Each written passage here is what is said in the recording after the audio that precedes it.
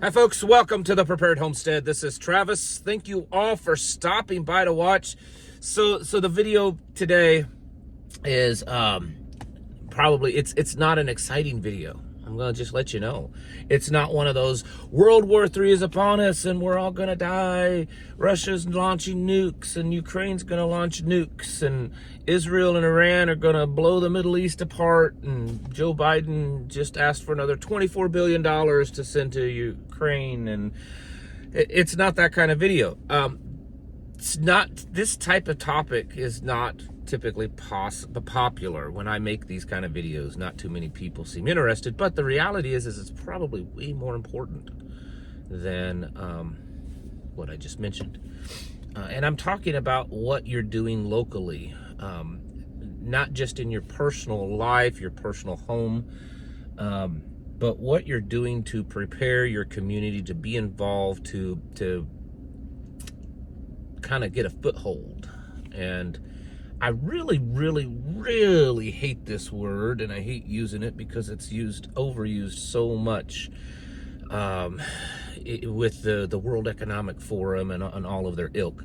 But really, it's an appropriate word in this situation to be a stakeholder in what goes on in your community.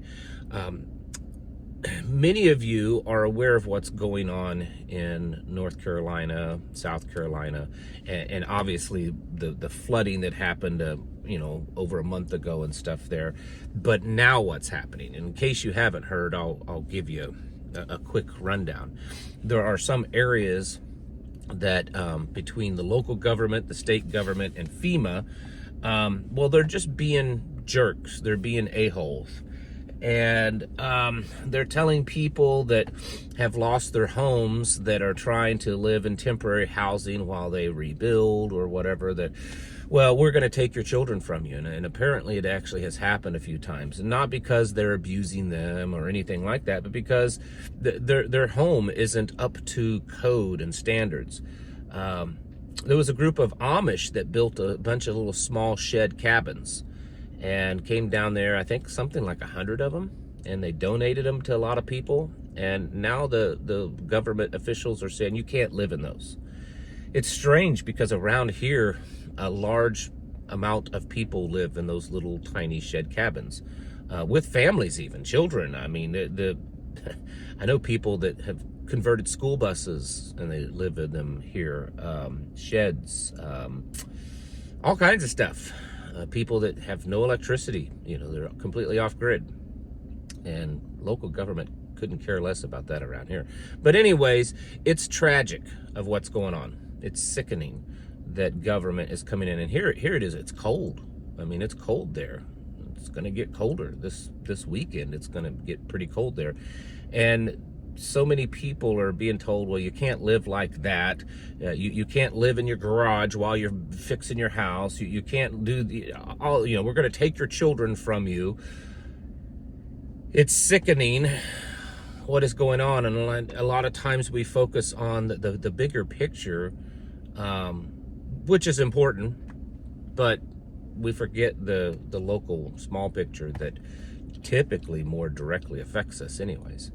And so I want to talk about that and what we can do to fix that in a non-violent way, because there are other options, but we won't talk about those on YouTube. I have advocated for many years, long before I ever started making YouTube videos, that we need to be involved on a local level. And I'm not just talking about electing people, going to the polls and focusing on local elected officials, because that's like the easy way out, I think. I'm not saying you shouldn't do that. I'm just saying that that's like, oh, well, I'm involved locally. I voted for my county coroner and my county sheriff and the county commissioner. No, I'm talking about involved, like involved. I can remember on federal national elections, when it was in the tens of millions that was spent, and then the hundreds of millions, and now we're into the billions. And I think it's absolutely ridiculous that kind of money is spent on these people, that kind of time, the amount of grassroots effort it takes or that is put in on a federal election. And I can't remember a time in my lifetime that either person of the two big parties running for office was worth it. Maybe one was a lot better than the other, but still they weren't worth that kind of time, money, and effort. But that's what's spent, and it makes me wonder if that amount of time, money, and effort was spent on local things, whether it was a local election or just, focusing on local things, how much different our world would be, our country would be. And this, some of you are going to say, well, my area, they're all far lefty liberals, big government people, and it's very probably true in a lot of areas, most areas, in fact. But it doesn't mean that you can't get involved. FEMA, let's go back to the Carolinas thing, and I'm not making an excuse for FEMA at all, trust me. But to be technical, FEMA is not meant to technically come in and be the authority in a disaster. They're technically supposed to come in and support the local authorities. It's much like you've heard that the county sheriff is the ultimate law enforcement officer in a county, and he can technically kick out the FBI and the ATF and all that kind of stuff. Well, it's the same way with FEMA. If there's a big disaster, the local authority is the one in charge. And FEMA is just, and the state emergency managements are supposed to just be there to kind of support and help that.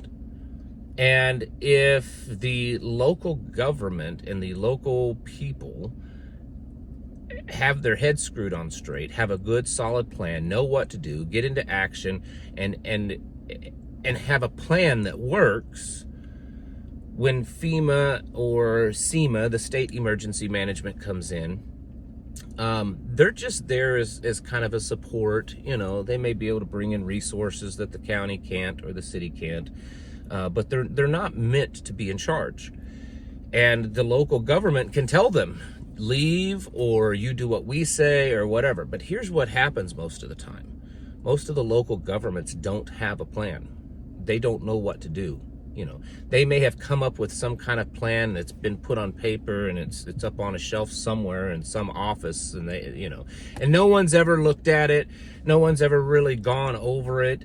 No one's certainly ever trained on what to do. They have very little resources because, most, especially rural counties, the people that are in charge of that, it's not a real paid position. Sometimes they're part-time. Sometimes it's just like, hey, you're in charge of roadway. You want to come, you want to also be in charge of the disaster plan? Okay, here you go. And so they're not prepared. And then a disaster happens, and FEMA comes in, and they say, oh, well, we can handle this if you just let us handle this. And the county's like, well, we don't have any other choice, so okay, you can be in charge.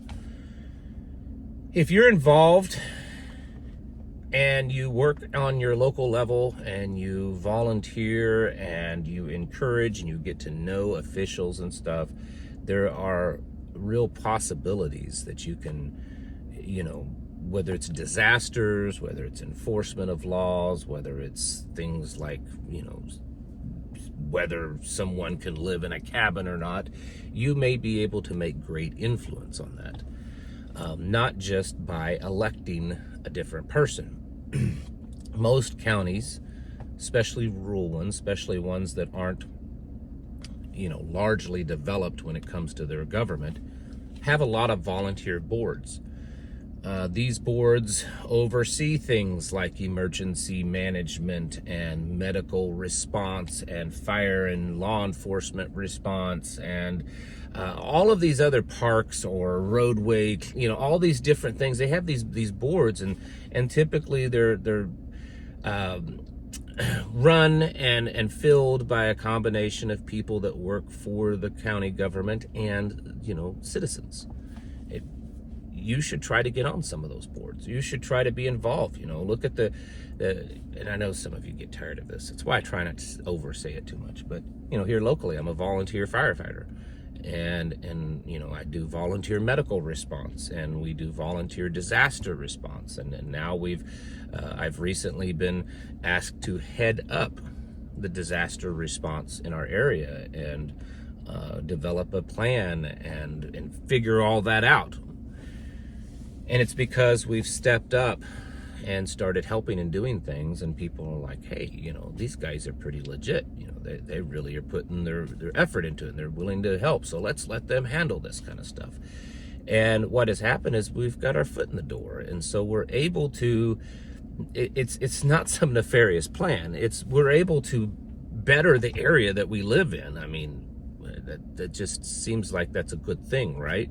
If you live in an area that's not prepared, or that's not taken care of, or that no one is trying to better, it's not good for you, is it? It's not good for anybody. But you can step up and be involved in community actions. Maybe the local churches are doing some kind of charity event so that they can raise money or food or something like that for the less fortunate in your community. Maybe you're not a member of that church. Maybe you don't adhere to that denomination or something. But what they're doing has nothing to do with that denomination. It's just they're trying to put together food baskets. Well, what's the problem with going and helping and volunteering and do that? You're not having to sign over your beliefs and become a whatever, a Baptist or a Methodist or Pentecostal or whatever that you may not necessarily align with. Being involved is what I'm talking about. Americans, this has been a huge frustration of mine for many, many, many years, because I've always been involved in my local area with the things that I've just said and others. And so many people don't get involved. So many people aren't helping. They're not volunteering in their local area. And they feel that their civic duty is to go in once a year or whatever, once every few years, and vote.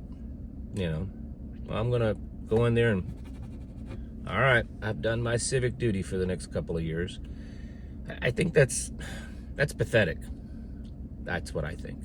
The reason why most of these local small governments and agencies and stuff are starting to look more and more like big government, even if they're small and rural, is because there's no voices in there telling them otherwise. They get lots of voices from the far left agencies and nonprofit organizations, NGOs, big government, federal government agencies, sending stuff to them and saying, oh, this is the new standard we should all adhere to.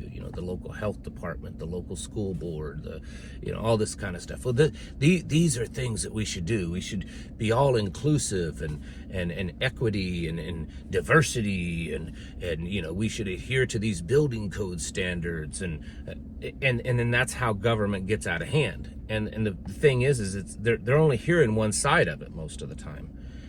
And when that's the case, you tend to start to lean that direction. We need to have a voice and a foothold in our communities. And we can't live isolated lone wolf lives and just say, well, I'm just going to let it all go to, hell in a handbasket. We need to be involved. Do you go to your school board? You may not have children. Many of you homeschool. We homeschool. I still go to my school board meetings. My children don't go to school. I don't go to all of them, but I go to some. Why? Because it affects the community that I live in. Maybe the road board. A lot of these you may not be able to be on the board, but you can still go to the meetings and have a say so. Maybe it's the local road commission that's plowing and scraping and all that kind of stuff. Go to those. Get to know people. Get to know the local elected officials. That's something that you can still do in most places, unless you live in a really big populated area. But these rural areas out here, you can get to know every one of them. I know almost every local elected official fairly well. Run into them all the time. My wife, she'll be at the grocery store. Oh, hey, yeah, I ran into the state rep today at the grocery store. We stand there talking because we know them. Why? It's not because I'm a YouTube guy. Most of them, some of them know I do, some of them they don't. It's because I've made it a point to get to know them. When there's the little local county fair or something like that, a lot of government officials go to it. I go and I get to know them. I introduce myself. I go to meetings occasionally. Then even gone to the state capitol a few times, and I get to know these people. And that gives us a voice. The vast majority of your local government officials have very good intentions in mind. They're not all the big bought and paid for by BlackRock and, all these evil entities. They're not, World Economic Forum young leaders kind of thing. Most of them are just people like you and I. Most of these, like the local county commission and the local sheriff and the local health department and the local state rep, they're not making that much. They're not making any more money than anyone else. They're not getting rich off of their job, is what I'm saying. And so we need to not just vote. Quit telling yourself that that's your only civic duty. We need to be involved. We need to be involved in disaster preparedness plans, because most counties have boards like that. Like I said, most of them are all volunteer. Find them, get on your county website, ask around, go to some meetings, and then start volunteering. Say, hey, if you need help with this, don't go in and say, if you need to put me in as the new chairman of this board or president of this board. No, don't do that. Just, hey, if you guys need some help, let me know. I'd love to help. I'd love to help do things. If you need some help with planning or whatever, and you'd be surprised. Most of these people are overwhelmed with what they do. And you start walking in and saying, hey, if you need some help, they're going to be like, oh, yeah, absolutely. Absolutely. It's to the point, a lot of the small little organizations and boards around here, I've recently been turning down offers to be members of the board because I'm on too many things right now. And it's because I'm willing to help. It's not because I'm something special. I'm not wealthy. Most people around here, I'm not famous. I'm just a regular guy. It's because I'm willing to help. I'm willing to volunteer. And, everything from the cemetery board to the school to this to that. Hey, would you like to, park boards and stuff. Hey, would you like to be part of the board? Well, I got to cut back sometime. That can happen for you too. And that's a way that we aren't just making an impact in our local community, but we're also helping them prepare so that when things happen like Hurricane Helene or, big government coming in and doing something, we have a say-so in the local government, which is supposed to be the supreme authority when it comes to most anything. The government authority, the federal government, is only supposed to assist local governments, not supposed to control them. And the only reason it does is because the local governments aren't prepared and they don't have the manpower, so they're just like, okay, you can have it. And we gotta get our foot in the door, and we've got to change things and prepare our communities, because it's not just enough that we prepare ourselves in our homestead. If the world is falling apart in chaos all the way up to your property line, that's not a good scenario for you. You're not going to be able to. You can't defend from everything. We need to not focus on just preparing our property. We need to prepare our community so that there's so much less potential for danger and disaster around us, because more people around us are prepared and ready for things. And part of that readiness in a community level is just building relationships so that when things do fall apart, people naturally want to pull together and stick together because they have an actual relationship with the people around them. And so there's an emotional investment in each other. And so they want to make things better and make things right. And we've got to start doing that, because it's not enough just to stack beans, bullets, and bullion and stuff. We have to prepare the areas around us, because the things that are coming, it's only going to get worse, folks. We need to be getting our houses in order and our communities in order and preparing ourselves mentally, physically, and spiritually. Thanks for watching. Catch you in the next video.